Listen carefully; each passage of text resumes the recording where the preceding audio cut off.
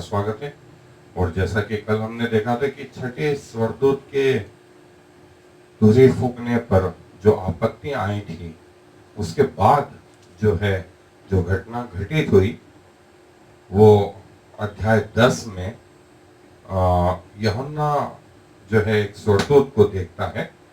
और पूरा 10वां अध्याय इस विषय में कि वो चेतावनी देता है, स्वर्गदूत चेतावनी देता है लोगों को कि जब 7वां स्वर्गदूत तुरही फूकेगा तो जो विपत्तियां आएगी उसको जो है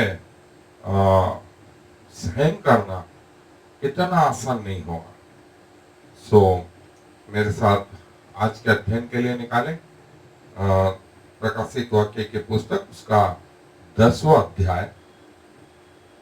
और यहाँ ऐसा लिखा है, फिर मैंने एक और बलि स्वर्गदूत को बादल ओढ़े हुए स्वर्ग से उतरते देखा। उसके सिर पर मेघधनुष था और उसका मुंह सूर्य का सा था और उसके पांव आग के खंबे कैसे थे और उसके हाथ में एक छोटी सी खुली हुई पुस्तक थी। उसने अपना दाहिना पांव समुद्र पर और बायां पृथ्वी पर रखा और ऐसे बड़े शब्द से चिल्लाए जैसे सिंह गरजता है। और जब वो चिल्लाया तो गर्जन के 7 शब्द सुनाई दिए। और जब 7 गर्जन के शब्द सुनाई दे चुके तो मैं लिखने पर था और मैंने स्वर से यह शब्द सुना कि जो बातें गर्जन के उन 7 शब्दों से सुनी है उन्हें गुप्त रख और मत लिख।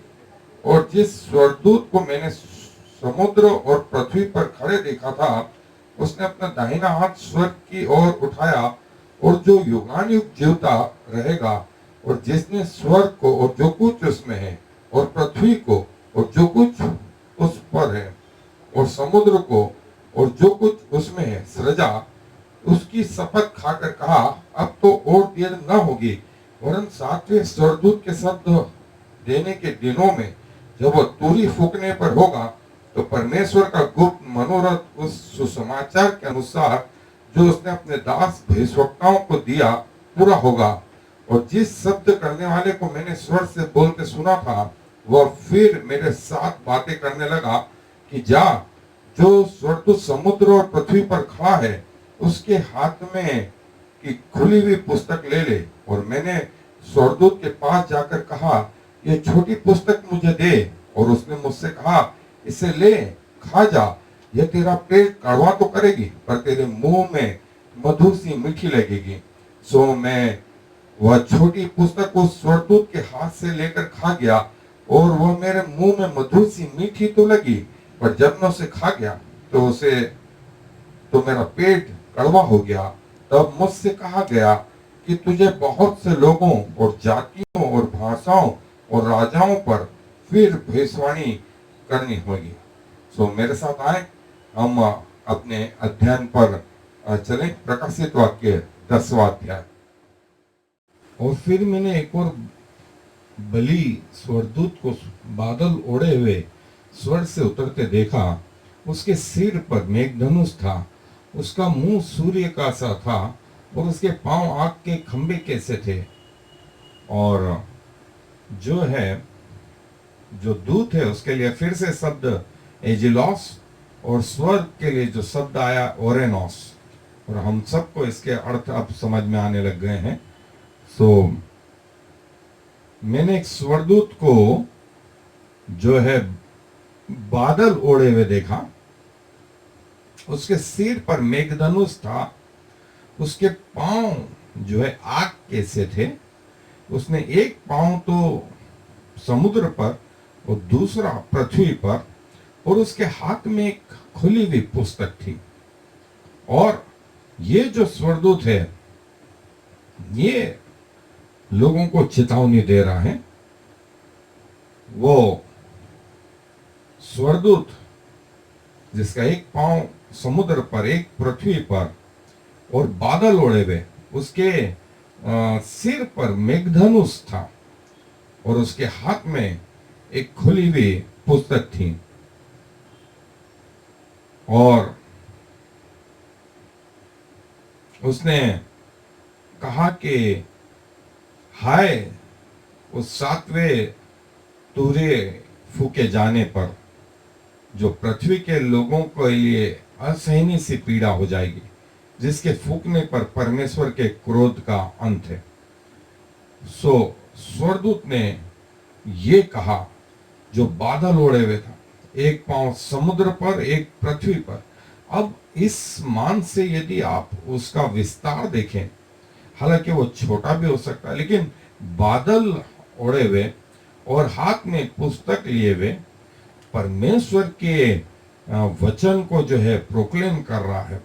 वो बता रहा है कि परमेश्वर की मनसा जो है इस सातवें स्वर्गदूत के फूकने पर, तुरी फूकने पर जो है पूरी हो जाएगी। और जैसा मैंने बताया कि इसका साइज जो है हालांकि चित्रों में छोटा दिखाई दे रहा है, लेकिन ये आकाश तक का जो है स्वर्गदूत जो है जिसका वर्णन कहा गया है, और उसके हाथ में एक छोटी सी खुली हुई पुस्तक थी। उसने अपना दाहिना पांव समुद्र पर और बायां पृथ्वी पर रखा। और राइट और लेफ्ट का हमने अंतर देखा, जो चुने हुए हैं वो राइट साइड है। सो उसने अपना दाहिना पांव जो है वो समुद्र पर और बायां पृथ्वी पर रखा। उसके हाथ में खुली हुई पुस्तक है। उसके सिर पर मेघधनुष है। उसने जीवते परमेश्वर की शपथ खा करके कहा, और वो स्वर्गदूत उसके हाथ में खुली हुई पुस्तक है। स्वर्गदूत के हाथ में खुली हुई पुस्तक है, और उसने यूहन्ना से कहा, और वो बड़े शब्द से चिल्लाया जैसे सिंह गरजता है। और जब वो चिल्लाया तो गर्जन के 7 शब्द सुनाई दिए, और वो बड़े शब्द से चिल्लाया। वो स्वर्गदूत जब चिल्लाया तो गर्जन के 7 शब्द, सुरों के 7 शब्द तो होते हैं, लेकिन गर्जन के भी 7 शब्द थे। और यूहन्ना आगे बोलता है कि मैं उनका रहस्य लिखने पर था, तो इस स्वर्गदूत ने मना किया कि मत लिख, मत लिख। सो यूहन्ना ने वो शब्द सुने, उनका रहस्य जो है उसका वर्णन नहीं किया उसने। और यही वो बातें हैं जो परमेश्वर ने अपने प्रेम रखने वालों के लिए रखी हुई हैं, कि वो अंत में उन बातों को बताए जो उससे प्रेम रखते हैं। सो इस स्वर्गदूत ने बड़े जम से, जोर से आवाज लगाई, और गर्जन के 7 शब्द जो है वो सुनाई दिए। और उन 7 शब्द के रहस्य थे। और यूहन्ना बोलता है, और जब 7 गर्जन के शब्द सुनाई दे चुके तो मैं लिखने पर था, और मैंने स्वर से यह शब्द सुना कि जो बातें गर्जन के उन 7 शब्दों से सुनिए उन्हें गुप्त रख और मत लिख। उन्हें गुप्त रख, मैं लिखने पर था, लेकिन यूहन्ना को सुनाई गई। और यूहन्ना से कहा गया, इसे लोगों को मत बता, मत लिख, वो रहस्य रहने। और गर्जन के 7 शब्द जो है उनके पीछे क्या रहस्य था, ये हमको आगे जाके मालूम पड़ेगा, जब हम शायद खुद स्वर्ग में पहुंचेंगे।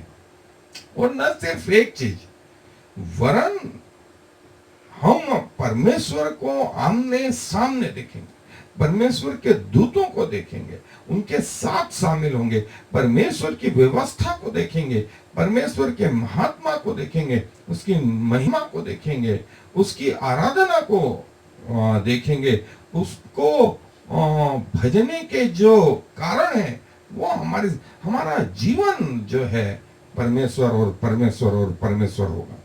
सो पौलुस भी बोलता है, अभी हमें धुंधला सा दिखाई देता है, और एक दिन हम जब खुद स्वर्ग पहुंचेंगे तो आमने सामने देखेंगे। सो कई चीजें जो है रहस्यमय है, लेकिन प्रभु उन सबको हम पर प्रकट करना चाहता है। सो प्रभु के विश्वास में अंत तक बने रहे। अंत तक जो है प्रभु भी एक्सपेक्ट करते हैं कि प्राण देने तक हम विश्वासी रहें, तो जीवन का मुकुट प्रभु हमें देंगे। सो यूहन्ना से कहा गया, उन रहस्यों को तू तो सुन लिया, तूने जान लिया, लेकिन अब वो लोगों को मत बता, लोगों पर मत प्रकट कर। और यही वो बातें हैं जो परमेश्वर ने अपने प्रेम रखने वालों के लिए कही हैं। और वो तुरी के, वो गर्जन के सातों शब्द और ये जिमाट्रिया जो है बाइबल के अध्ययन का एक अलग ही डायरेक्शन है, जो रब्बी लोगों ने खोज निकाला। और इंटरनेट पर बाइबल सॉफ्टवेयर और जिमाट्रिया ऑफ बाइबल, ये शब्द यदि आप डालेंगे गूगल पे तो आपको इसके बारे में जानकारी मिलेगी कि जो है हिब्रू और ग्रीक लैंग्वेज की न्यूमेरिकल वैल्यूज हैं, और उन न्यूमेरिकल वैल्यूज के अनुसार परमेश्वर ने आने वाले समय के बारे में बताया। जैसे यहाँ पर जो है 7 लेटर 7 साल के बारे में, 1260 दिन, और कैसे वो बाइबल में न्यूमेरिकल, और ओरिजिनल बाइबल इस तरीके से लिखी गई थी जिसमें न पैरा थे, न आयत थी, न अध्याय थे, और एक के बाद एक। और जब उनकी न्यूमेरिकल वैल्यूओं को जोड़ा गया इस रीति से आगे पीछे ऊपर नीचे, तो जो रहस्य निकल के आए वो जबरदस्त थे। आपको ये सारे रहस्य इस जिमाट्रिया में और बाइबल कोड सॉफ्टवेयर करके आता है, जिसे रब्बियों ने, इजराइल के रब्बियों ने 12 साल में जो है 40 से ज्यादा रब्बियों ने जो है बनाया है। आप इसके बारे में जान सकते हैं, और ये रहस्य आपको और परमेश्वर में इंटरेस्ट उत्पन्न करेंगे। सो बाइबल के रहस्यों के लिए जो है आप जितनी उसमें समुद्र में गोता लगाएंगे उतनी बहुमूल्य चीजें आपको मिलती जाएंगी। और जिस स्वर्गदूत को मैंने समुद्र और पृथ्वी पर खड़े देखा था, उसने अपना दाहिना हाथ स्वर्ग की ओर उठाया, लिफ्टेड अप एरो, जैसे उसने ऊंचा उठाया। परमेश्वर की आराधना करते हुए उसने अपने दाहिने हाथ को ऊंचा उठाया, और जो है परमेश्वर के शपथ खा करके कहा, लिखा है जो युगान युग जीवता रहेगा, और जिसने स्वर्ग और जो कुछ उसमें है, और पृथ्वी और जो कुछ उस पर है, और समुद्र को जो कुछ उसमें है सृजा, उसकी शपथ खाकर कहा, अब तो और देर ना होगी। परमेश्वर जिसने स्वर्ग को रचा, परमेश्वर जिसने पृथ्वी को रचा, परमेश्वर जिसने समुद्र को रचा, परमेश्वर जिसने गैलेक्सी को रचा, परमेश्वर जिसने सूर्य चंद्रमा तारागण और सबको बनाया, उसकी शपथ खा के कहा। देखें, एक रहस्य मैंने बताया था कि इसके पहले की पृथ्वी बनती, पृथ्वी का अंत निर्धारित कर दिया गया, क्योंकि इस पृथ्वी के बनने के पहले एक और पृथ्वी थी जिसे प्री एडिमाइट वर्ल्ड कहा गया, और हिब्रू लिटरेचर उसके बारे में ज्यादा क्लियर करता है। और वो वर्ल्ड जो था, वो जिसमें लूसीफर और परमेश्वर के दूत थे, और वो हजारों साल का, अरबों साल का था, वो युग ऐसा था। और जब लूसीफर ने विरोध कर दिया परमेश्वर का, तो वो गिरा दिया गया। पृथ्वी के बनने के पहले शैतान और उसके दूत गिरा दिए गए।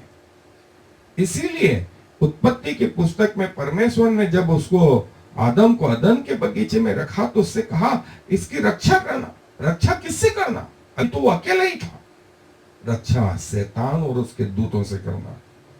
सो वो जो है प्री एडिमाइट वर्ल्ड जो है, इसके बारे में, और बाइबल यहां स्पष्ट करती है कि स्वर्ग, हम तो गैलेक्सी की बात कर रहे हैं, स्वर्ग और जो कुछ उसमें, पृथ्वी और जो कुछ उसमें, सब परमेश्वर का बनाया हुआ। और जो जीवित है, जीवित शब्द के लिए जो शब्द आया जाओ, हमेशा हमेशा युगान युग के लिए जो शब्द आया है एओन, एजेस, बनाया, कि जो परमेश्वर ने कहीं से जिसमें कुछ अस्तित्व नहीं था, उससे जो है इसका निर्माण किया।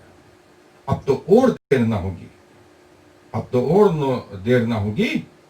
कोरोनोस जो समय को बताता है, अब तो और देर ना होगी। परमेश्वर जिसने सब कुछ बनाया, परमेश्वर जिसने सब कुछ बनाया, उसकी शपथ खा करके कहा। और क्या कहा? वरन 7वें स्वर्गदूत के शब्द देने के दिनों में जब वह तुरी फूकने पर होगा, तो परमेश्वर का गुप्त मनोरथ उस सुसमाचार के अनुसार जो उसने अपने दास भविष्यवक्ताओं को दिया पूरा होगा। जो गुप्त मनोरथ है परमेश्वर का, जो उसने युगों से अपने दास भविष्यवक्ताओं को दिया, वो 7वें स्वर्गदूत के तुरी फूकने के साथ पूरा होगा। सो इस चीज के लिए जो पूरा होगा, जो आरंभ में था, बिगिन, आरंभ में जो था, मीलो जो शब्द है वो कुछ करने को बताता है, और समाप्त होगा, फिनिश्ड, टेलियो। और आपको मैं बताऊं, यीशु मसीह ने जो क्रूस पर जो शब्द वापरा था, वो यही था, टेलियो, पूरा हुआ, पूरा हुआ। जिस मिशन को पिता ने ठाना था, वो मसीह यीशु ने पूरा किया, वो डिक्लेयर, प्रकट किया। यूजेलियो, यूजेलिजो, अर्थात प्रकट करना, प्रकट करना। और अपने दासों के लिए, दासों के लिए अंग्रेजी में शब्द आया सर्वेंट, और ग्रीक में शब्द आया ड्यूलॉस। और सर्वेंट और स्लेव में ये बड़ा फर्क है। स्लेव मतलब जिसने अपनी इच्छा भी परमेश्वर को समर्पित कर दी। परमेश्वर जीवित रखे तो जीवित रहेंगे, परमेश्वर मार डाले तो मर जाएंगे। लेकिन जो सेवक हैं, वो सेवक जो हैं, वो तनख्वाह लेके काम करते हैं, अपने समय पे आते हैं, समय पे चले जाते हैं और अपना काम करते हैं, और बदले में उनको मेहनताना मिलता है। वो सर्वेंट है, वो सर्वेंट है। और भविष्यवक्ताओं के लिए जो शब्द आया है प्रॉफिटेस, वे लोग जिनके द्वारा परमेश्वर ने अपने वचन को, अपने आप को प्रकट किया, और जिन्होंने परमेश्वर की मनसा को प्रकट किया, वे प्रॉफिटेस। और उन्होंने भविष्यवाणी करी, प्रॉफिटियो, आने वाले समय के बारे में इन लोगों ने बताया। और राष्ट्रों के लिए इथनिकॉस, राष्ट्र, और भाषा बोलने वालों के लिए, भाषा के लिए जो शब्द आया है ग्लॉसा, और राजाओं के लिए बेसिलस। सो ये वो ओरिजिनल मीनिंग थे। अब इस 7वें स्वर्गदूत के तुरी फूकने पर परमेश्वर का गुप्त मनोरथ जो वर्षों से जो है उसने गुप्त रखा था और अपने दास भविष्यवक्ताओं को बताया, और उन्होंने पृथ्वी के लोगों को बताया, वो इस 7वें स्वर्गदूत के फूकने पर वो सब पूरा होने जाएगा। परमेश्वर का गुप्त मनोरथ उसने बोलना शुरू करा। और जब वो शब्द करने वाले को मैंने स्वर से बोलते सुना था, वो फिर मेरे साथ बातें करने लगा कि जा, जो स्वर्गदूत समुद्र और पृथ्वी पर खड़ा है, उसके हाथ में की खुली हुई पुस्तक ले ले। जा, उस स्वर्गदूत के हाथ में जो खुली हुई पुस्तक है वो ले ले और खा जा। उस स्वर्गदूत के हाथ में जो पुस्तक है वो ले और खा जा। ये पुस्तक यूहन्ना से कहा गया, बाइबल में दानियल को कहा गया, यहेजकेल को कहा गया कि वो पुस्तक खा ले। और तीनों जगह यहेजकेल, दानियल और यूहन्ना को कि तेरे मुंह में ये मधु सी मीठी लगेगी, लेकिन तेरे पेट को कड़वा कर देगी। इसका क्या मतलब? इसका मतलब ये कि वचन या सुसमाचार प्रचार करने में तो बड़ा अच्छा लगता है, बोल देते हैं, लेकिन उसको पचाने में सारी कड़वाहट, पेट कड़वा हो जाता। सो परमेश्वर ये बोलते हैं कि न सिर्फ प्रचार और परमेश्वर का वचन न सिर्फ सुसमाचार प्रचारकों के लिए वरन अन्यों के लिए भी जैसा है वैसा उसके लोगों के लिए भी। कई बार हमको लगता है ये दूसरों के लिए नहीं, ये हमारे लिए भी, परमेश्वर के सेवकों के लिए भी, परमेश्वर के प्रचारकों के लिए भी।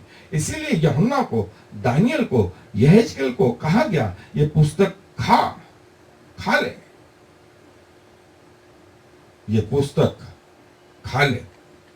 और मैंने स्वर्गदूत के पास जाकर कहा ये छोटी पुस्तक मुझे दे, और उसने मुझसे कहा इसे ले और खा जा, यह तेरा पेट कड़वा तो करेगी पर तेरे मुंह में मधु सी मीठी लगेगी। उसने कहा ले खा जा, ये तेरे पेट को कड़वा करेगी लेकिन मुंह में मधु सी मीठी लगेगी। बोलने में जो है अच्छा लगता है लेकिन पचाना उसको बड़ा कठिन। परमेश्वर की व्यवस्था बताने में बड़ा अच्छा लगता है लेकिन उसका पालन करने में बड़ा कठिन। तो परमेश्वर चाहता है कि जैसे यूहन्ना ने, जैसे दानियल ने, जैसे यहेजकेल ने, वैसे हम सब भी परमेश्वर के वचन को न सिर्फ खाएं वरन इसे पचाएं भी, इसके पीछे चलें भी। वो पुस्तक ले और खा जा, पुस्तक ले और खा जा, ये मुंह में मधु सी मीठी लगेगी। और सो मैं वह छोटी पुस्तक उस स्वर्गदूत के हाथ से लेकर खा गया। वह मेरे मुंह में मधु सी मीठी तो लगी पर जब मैं उसे खा गया तो मेरा पेट कड़वा हो गया। उससे मैंने पुस्तक ली और उसे खाना शुरू किया। मुंह में मधु सी मीठी तो लगी, शहद के समान मीठी लगी, लेकिन जब अंदर उतरी तो वो कड़वा। और यीशु मसीह ने कहा कि शैतान ने जब उससे कहा कि ये पत्थरों से कहे कि रोटी बन जाए, यीशु मसीह ने कहा कि नहीं, परमेश्वर के वचन से जो उसके मुंह से निकलता है व्यक्ति जीवित रहेगा। और ये पुस्तक जो है हमारा जीवन है, यह हमारा भोजन है, हमारा आत्मिक भोजन है जो है ये पुस्तक, परमेश्वर का वचन जिसे हम बाइबल के रूप में जानते हैं, ये हमारा आत्मिक भोजन है।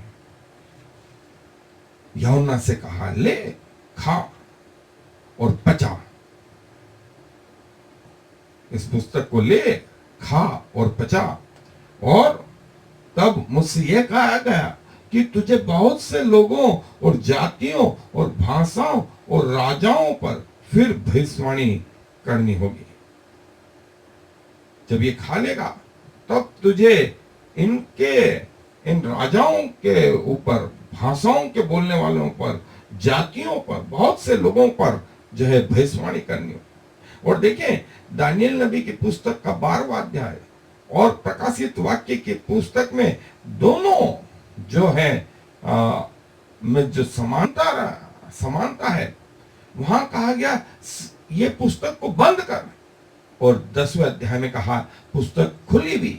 वहां दो व्यक्ति जो है नदी किनारे, और यहाँ स्वर्गदूत का एक पांव समुद्र पर और एक पांव जो है धरती पर।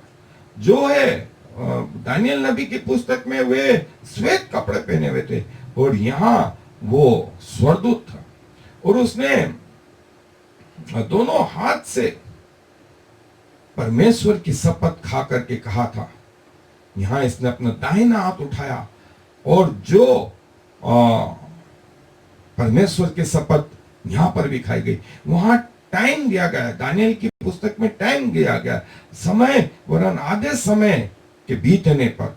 और यहां कहा अब तो कोई और देर न होगी, अब तो कोई और देर न होगी, वरन 7वें स्वर्गदूत के तुरही फूंकने पर परमेश्वर का गुप्त मनोरथ जो बरसों से छिपा है वो प्रकट हो।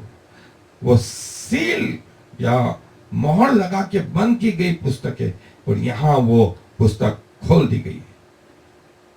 धन्य है वे जो इसकी बातों को समझते हैं। यहां लिखा है इस पुस्तक को खा ले, और तुझे यहां वहां दो संख्या आई है, 1290 दिन और 1335 दिन। इसका रहस्य हम पहले देख चुके हैं कि 7 काल 70वां सप्ताह दानियल का, और यहां वो कहा गया है कि तुझे जातियों पर, तुझे लोगों पर, तुझे भाषाएं बोलने वालों पर और राजाओं के बीच में भविष्यवाणी करनी। तो बता, लोगों को जाकर के बता, और ये भविष्यवाणी कर, बता दे लोगों को, चेता दे लोगों को। जो चेतेगा सो चेतेगा, और जो नहीं चेतेगा वो नहीं चेतेगा। और बहुत लोग पूछपाछ करेंगे, बहुत लोग ढूंढान करेंगे, ज्ञान भी बढ़ जाएगा, लेकिन जो परमेश्वर को सच्चाई से ढूंढेगा उसकी पहुंच प्रभु यीशु मसीह में पूरी हो जाएगी। लेकिन कई लोग जो हैं इस बात से वंचित रहेंगे, वो बात उनके समझ में नहीं आएगी, परमेश्वर का रहस्य उनके समझ में नहीं आएगा। सो मैं दानियल, मैं यहेजकेल और मैं यूहन्ना और आज का मसीह तैयार रहे प्रभु की बातों को बताने के लिए। प्रभु अपने वचन पर आशीष दे। आए दुआ करें। प्रभु जी, धन्यवाद देते हैं कि आप मेरे जीवन को लेते हैं पिताजी, और खुदावंत आपने मौके दिए कि आपके लोग बचाए जाए। इसके पहले कि मृत्यु उन्हें आ घेरे, इसके पहले कि वे कहें कि मेरा दिल इन बातों में नहीं लगता, इसके पहले कि कहीं उनके सेंस खत्म नहीं हो जाए और वे भूल जाएं, इसके पहले कि वे सही को सही और गलत को गलत उनकी पहचान ही नहीं कर पाए, प्रभु आपने मुझे ये सौभाग्य दिया कि आपके वचन के द्वारा आपको पहचान सकूं, अपने आप को प्रभु आपके नजदीक लेके आता हूं। इन रहस्यों के लिए दुआएं करता हूं प्रभु कि मेरा जीवन आपको ग्रहण योग्य हो, और जब मैं आपके राज्य में आऊं तो ये रहस्य मुझ पर भी प्रकट किए जाए। जैसा पौलुस कहता है कि आज हमें धुंधला सा दिखाई देता है, एक दिन आमने सामने देखेंगे। सो प्रभु आपको मैं वहां निहार पाऊं जहां आप वर्तमान में हैं। प्रभु आप मेरी सहायता करें कि मैं आपके प्रति वफादार रह सकूं, मुझे अपने शरीर पर, इस संसार पर और शैतान पे जय प्राप्त करने की सामर्थ्य प्रदान करें। धन्यवाद प्रभु ऐसा करने, धन्यवाद मेरी प्रार्थनाओं को सुनने के लिए। धन्यवाद के साथ में प्रभु यीशु मसीह के नाम से मांगता हूं, आमीन और फिर आमीन।